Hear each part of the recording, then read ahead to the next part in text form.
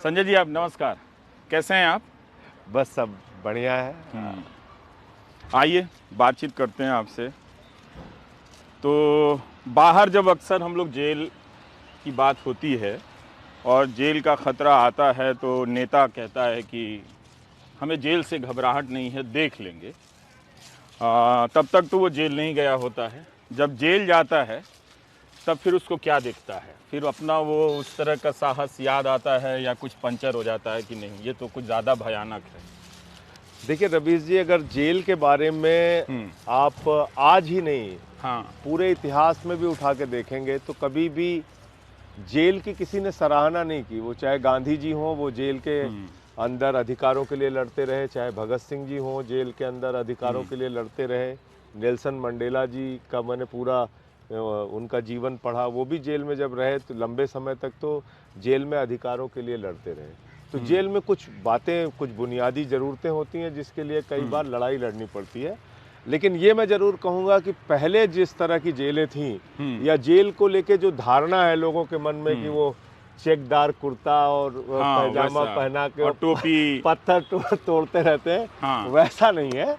हाँ, कैंटीन होती है जेल में, कबूतर पंजा होता है जहाँ पे कि कबूतर हैं, खरगोश हैं, वहाँ म्यूजिक रूम है, विपस्सना के रूम है, मल्टीपल पर्पज हॉल है जहाँ पे बैडमिंटन कोर्ट है। तो अब पहले की तुलना में काफ़ी सुधार फिर है भी एक जेलों में। नेता के तौर पे आप सांसद हैं, कुछ ह्यूमिलिएशन तो हुआ होगा कि आपको। ह्यूमिलिएशन का तो जो सवाल है वो तो आपको मैं क्या बताऊं कि मतलब जो मुझे तो जो सामान्य कैदियों के भी अधिकार थे उस पर 11 दिन तक बैन था पूरी तरीके से। मुझे एक कोठरी में रखा गया जिसकी निगरानी 24 घंटे होती थी और दो पुलिस वाले होते थे, वो 24 घंटे की ड्यूटी में, और हर 15 मिनट पे 5 मिनट पे वो पूछते थे, हाँ ठीक है अंदर ठीक है, तो मुझे बोलना होता था ओके। कई बार सो रहा हूँ फिर भी बोलते थे तो उनको बताना होता था।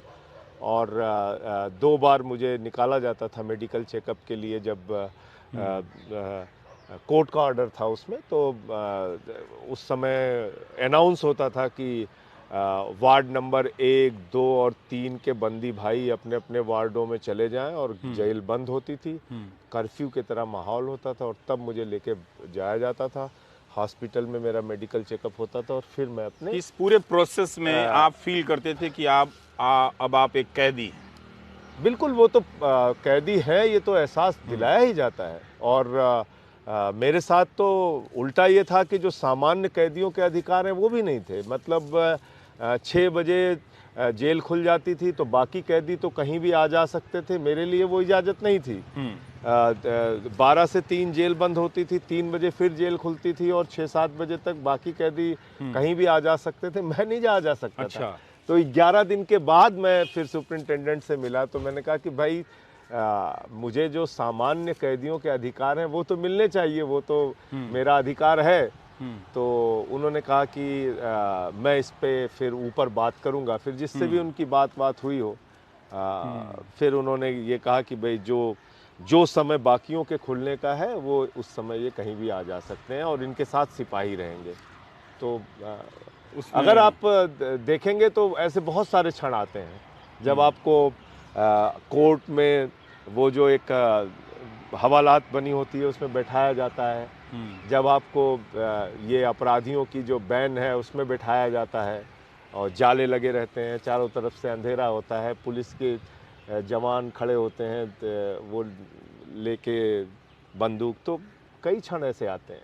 लेकिन अच्छा ये रहा, मैं धन्यवाद दूंगा जो भी जेल के चाहे अधिकारी हों या दिल्ली पुलिस के जवान हों, किसी ने अपनी ओर से कोई ज़बरदस्ती या बदतमीजी की हो ऐसा मैं नहीं मानता। रहे होंगे, उनके ऊपर भी दबाव रहे होंगे।